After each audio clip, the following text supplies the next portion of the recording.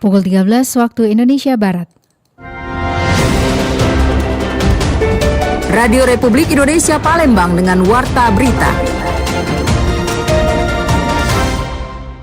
Ternyata ada yang penggunaan bahan bakar, minyak, listrik, air, dan penggunaan juga tulis kantor juga ada hitungannya dan kita rasakan ada manfaat. Ternyata kalau kita lihat dari sisi fenomena globalnya, saat ini juga musim kemarau yang berlangsung secara umum di wilayah Indonesia itu secara bersamaan dipicu atau di-trigger oleh adanya fenomena iklim global yaitu yang bernama El Nino. Tentunya beberapa dampak dari fenomena iklim global berupa El Nino ini tentunya akan memperparah kondisi kekeringan bahkan di beberapa wilayah.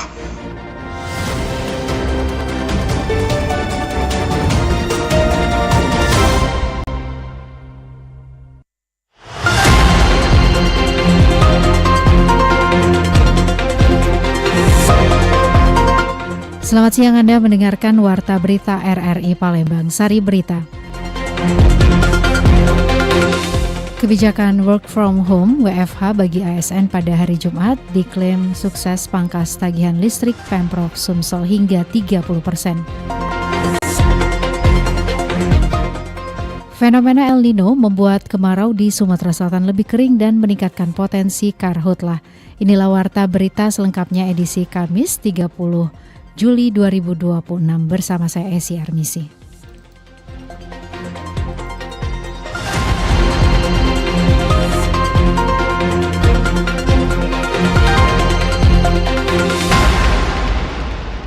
Mendengar kebijakan work from home atau WFH bagi ASN pada hari Jumat diklaim sukses pangkas tagihan listrik Pemprov Sumsel hingga 30%. Kebijakan bekerja dari rumah atau work from home yang diterapkan setiap hari Jumat bagi aparatur sipil negara di lingkungan pemerintah Provinsi Sumatera Selatan terbukti memberikan dampak signifikan terhadap efisiensi anggaran daerah. Selain menekan konsumsi BBM, kebijakan ini mampu memangkas tagihan listrik kantor secara drastis. Langkah yang awalnya merujuk pada instruksi pemerintah pusat ini ternyata menjadi instrumen penghematan yang efektif bagi kas daerah. Data menunjukkan pengurangan BBM untuk kendaraan dinas berhasil ditekan hingga hampir 40%.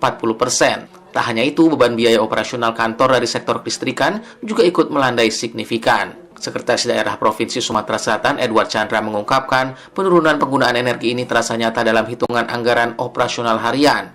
Menurut Edward, angka penghematan listrik di berbagai kantor dinas mencapai kisaran 30% selama kebijakan WFH Jumat diberlakukan. Hal ini dimungkinkan karena aktivitas di gedung-gedung pemerintahan berkurang drastis sehingga penggunaan perangkat elektronik dan sistem pendingin ruangan dapat diminimalisir secara masif. Ternyata ada yang penggunaan bahan bakar, minyak, listrik, air, dan penggunaan juga tulis kantor juga ada hitungannya dan kita rasakan ada manfaat. Meski ribuan ASN tidak berkantor secara fisik pada hari Jumat, Pemprov Sumsel menjamin kualitas pelayanan publik tetap menjadi prioritas utama.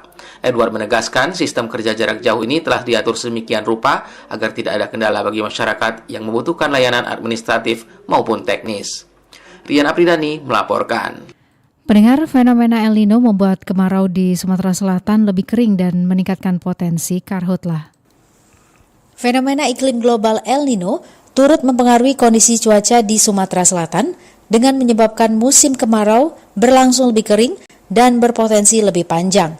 Kondisi ini menjadi perhatian karena dapat meningkatkan risiko terjadinya kebakaran hutan dan lahan, terutama saat wilayah memasuki puncak musim kemarau.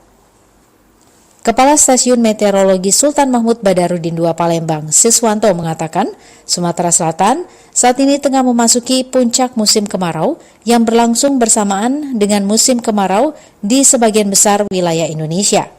Kondisi tersebut dipengaruhi fenomena iklim global El Nino yang menyebabkan musim kemarau menjadi lebih kering dan berpotensi berlangsung lebih lama.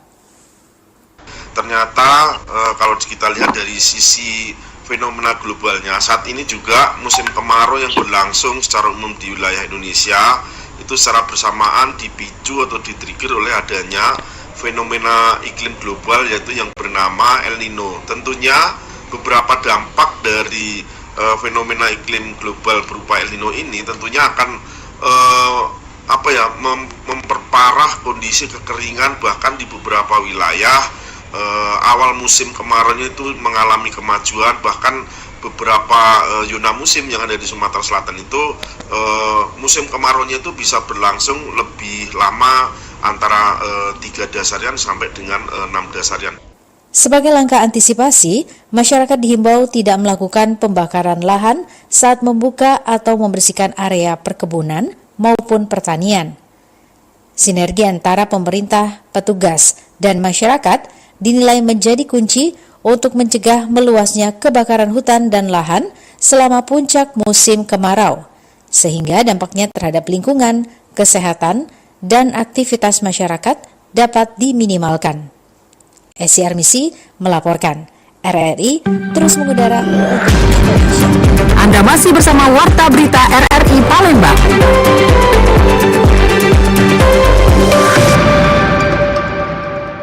Ya, pendengar, beralih ke informasi lainnya. Kendaraan bertonnase besar seperti truk angkutan barang dan bus antar kota, antar provinsi kini dilarang melintas jalan lingkar perkantoran pemerintah Kabupaten Banyuasin. Kendaraan bertonnase besar seperti truk angkutan barang dan bus antar kota antar provinsi kini dilarang melintasi jalan lingkar perkantoran pemerintah Kabupaten Banyuasin. Kebijakan ini diberlakukan untuk menjaga keamanan, kenyamanan, serta kelancaran arus lalu lintas di kawasan perkantoran yang setiap hari menjadi pusat aktivitas masyarakat dan aparatur pemerintah. Larangan tersebut disosialisasikan oleh Satuan Lalu Lintas Polres Banyuasin kepada para pengemudi kendaraan berat. Mereka diminta mengalihkan perjalanan melalui Jalan Lintas Sumatera yang telah ditetapkan sebagai jalur utama bagi kendaraan bertonnase besar. Personel Satlantas Polres Banyuasin, Aibda Andrinopan, menjelaskan jalan lingkar perkantoran hanya diperuntukkan bagi kendaraan roda 2 dan kendaraan roda 4 jenis minibus. Menurutnya, kondisi jalan serta karakter kawasan perkantoran tidak dirancang untuk menampung lalu lintas kendaraan berbobot besar. Dikatakan Andrinopan, keberadaan kendaraan berat di kawasan perkantoran berpotensi menghambat kelancaran arus lalu lintas dan meningkatkan risiko kecelakaan. Karena itu, pengalihan kendaraan ke jalur lintas utama menjadi langkah pencegahan agar aktivitas pelayanan publik maupun mobilitas masyarakat tetap berjalan lancar. Jalan perkantoran Pangkalan Balai Kabupaten Banyuasin, wilayah jalur lintas ini hanya boleh dilintasi oleh kendaraan roda 4 minibus dan roda 2. Dihimbau kepada para pengemudi kendaraan truk, angkutan barang, dan bus agar melintasi jalan lintas Sumatera yang telah ada. Untuk ruas jalan perkantoran ini hanya boleh dilintasi oleh kendaraan roda 4 minibus dan roda 2 demi kenyamanan, keamanan, dan aktivitas di kawasan perkantoran. Selain melakukan sosialisasi, personel Satlantas juga mengingatkan para pengemudi agar memperhatikan rambu-rambu lalu lintas dan menggunakan jalur sesuai peruntukannya sebelum memasuki kawasan perkantoran. Polres Banyuasin berharap seluruh pengguna jalan mematuhi aturan tersebut sebagai bentuk kepedulian terhadap keselamatan bersama, sekaligus mendukung terciptanya lalu lintas yang aman, tertib, dan nyaman di kawasan perkantoran pemerintah Kabupaten Banyuasin. Dari Banyuasin, Muhammad Maulana, Persatu RRI terus mengudara untuk Indonesia. Pendengar, kebakaran hutan dan lahan di sejumlah wilayah Sumatera Selatan terus meningkat. Petugas gabungan masih berjibaku memadamkan api, sementara masyarakat diminta berperan aktif mencegah munculnya kebakaran baru. Kebakaran hutan dan lahan di sejumlah wilayah Sumatera Selatan terus menunjukkan peningkatan. Petugas gabungan masih melakukan pemadaman di beberapa lokasi, di antaranya kawasan Garmantol Kalamasan dan Sungai Rotan Kabupaten Muara Enim. Sementara itu, kondisi serupa juga terjadi di sejumlah wilayah Sumatera dan Kalimantan. Kepala Balai Pengendalian Kebakaran Hutan Wilayah Sumatera, Ferdinand Krisnanto, mengatakan, memasuki puncak musim kemarau, masyarakat dihimbau tidak melakukan aktivitas yang dapat memicu kebakaran. Ia juga meminta warga segera melaporkan jika menemukan titik api agar penanganan dapat dilakukan sejak dini. Sementara itu, hingga 27 Juli 2026, BPBD Sumatera Selatan mencatat 1.170 titik panas tersebar di sejumlah wilayah. Secara umum, BMKG juga sudah memprediksi hal ini, bahwa El Nino akan menguat, dan ini baru start aja ini, baru naik frekuensinya, dan bisa jadi akan lebih banyak lagi kebakaran di bulan Agustus dan September. Kepala Bidang Penanganan Darurat BPBD Sumatera Selatan, Sudirman, menghimbau masyarakat segera melaporkan temuan titik api kepada perangkat desa atau petugas agar api tidak meluas. Dalam hal penanganan kebakaran hutan dan lahan yang terjadi saat ini, makanya juga kita juga dibantu pemerintah pusat melalui BNPB dan dibantu juga dari Kementerian Kehutanan.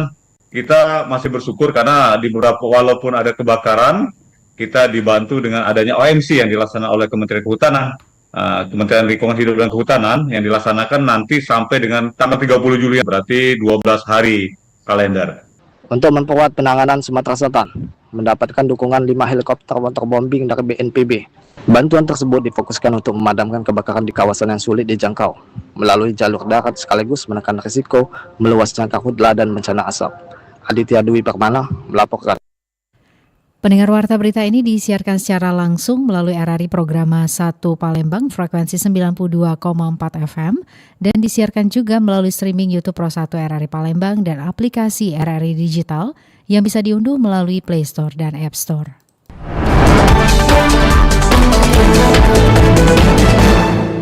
Beralih ke berita lainnya, Kanit Reskrim Polsek Sukarame Palembang AKP Lady mengajak masyarakat untuk meningkatkan kesadaran hukum serta mewaspadai berbagai bentuk tindak pidana.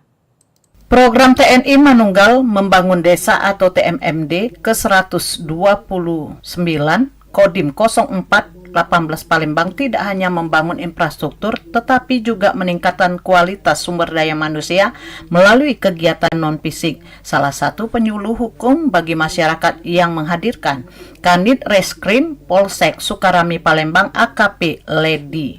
Dalam penyuluhan tersebut, AKP Lady mengajak masyarakat untuk meningkatkan kesadaran hukum, mentaati peraturan perundang-undangan, serta mewaspadai berbagai bentuk tindak pidana. Ia juga mengingatkan agar masyarakat menghindari kebiasaan yang dapat mengganggu ketertiban umum seperti mendirikan tenda di badan jalan atau memutar musik dengan suara keras hingga larut malam. Kebiasaan kita, masyarakat kita, kalau ada sedekah, pasang tenda di tengah jalan. Terus sering muter musik tengah malam. Terus ada beberapa program sosial yang selama ini masyarakat tidak tahu, dan kita tahu bahwa di dalam hukum, kitab hukum pidana kita yang baru itu diatur. Dengan harapan ini, kami mengharapkan masyarakat melek hukum dan saling mengerti di antara masyarakat sama tetangga. AKP Lady menambahkan KUHP yang baru turut mengatur berbagai persoalan sosial yang perlu dipahami masyarakat. Melalui penyuluhan ini, warga diharapkan semakin sadar akan hak dan kewajibannya, serta mampu menjaga hubungan yang baik dengan sesama di lingkungan sekitar. Program TMMD ke-129 Kodim 0418 Palembang diharapkan tidak hanya memberikan manfaat melalui pembangunan fisik, tetapi juga membentuk masyarakat yang sadar hukum, sehingga tercipta lingkungan yang aman, tertib, dan harmonis. Lamsi Harsilitonga melaporkan. Mendengar Komunitas Tangan di Atas atau TDA bersama pemerintah Provinsi Sumatera Selatan didukung Otoritas Jasa Keuangan atau OJK Sumsel dan sejumlah sponsor menggelar Pesta Wirausaha Sriwijaya atau PWS 2026 di Palembang pada Rabu 29 Juli 2026. Kegiatan yang menjadi bagian dari dukungan terhadap implementasi program 100.000 Sultan Muda Sumsel itu dibuka secara resmi oleh Gubernur Sumatera Selatan yang diwakili Asisten 2 Bidang Perekonomian dan Pembangunan Setda Provinsi Sumsel, Basyarudin Ahmad. Ketua TDA Palembang 8.0 Eko Panca Gustiono mengatakan TDA merupakan komunitas kewirausahaan yang lahir pada 2006 dari sekelompok pelaku usaha di Jakarta dengan semangat berbagi ilmu dan saling menguatkan sesama entrepreneur. Saat ini TDA telah berkembang pesat dengan jaringan di 119 kota kabupaten, 27 wilayah, bahkan menjangkau 4 negara, menjadikannya salah satu komunitas wirausaha terbesar di Indonesia. Menurut Eko, Pesta Wirausaha Sriwijaya bukan sekedar ajang pameran produk UMKM, tetapi menjadi ruang belajar dan membangun ekosistem bisnis melalui berbagai program edukasi. Program ini dirancang untuk mendorong lahirnya pengusaha muda melalui pelatihan, pendampingan, penguatan literasi keuangan, digitalisasi usaha hingga perluasan akses pasar dan pemodalan. Tadi di Transitro kita bincang-bincang bahwa di era smart society saat ini tentunya kita dituntut dua hal, yaitu knowledge. Yang pertama, knowledge inilah yang diberikan hari ini, edukasi, bagaimana kita pemahaman kita dari konsep-konsep tentang bisnis, tentang literasi keuangan dan lain sebagainya. Sementara itu, Ketua Panitia PBS 2026 Chandra Eka Prabuti menegaskan kegiatan ini dirancang untuk membangun mental dan karakter wirausaha muda agar mampu bersaing di tengah perkembangan ekonomi yang semakin dinamis. Menurutnya, Pesta Wirausaha Sriwijaya menjadi wadah strategis untuk mempertemukan pelaku usaha, memperluas jejaring bisnis sekaligus membuka peluang kolaborasi lintas sektor.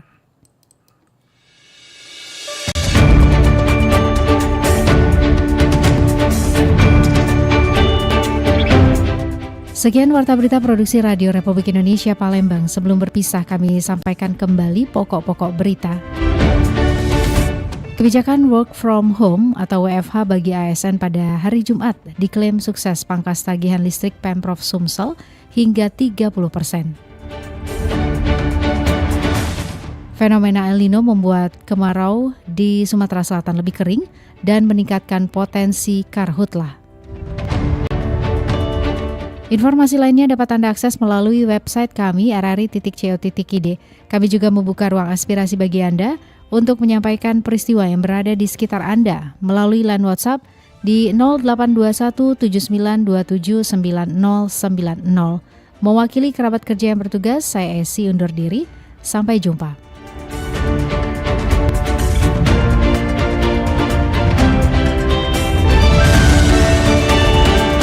Demikian Warta Berita Radio Republik Indonesia Palembang.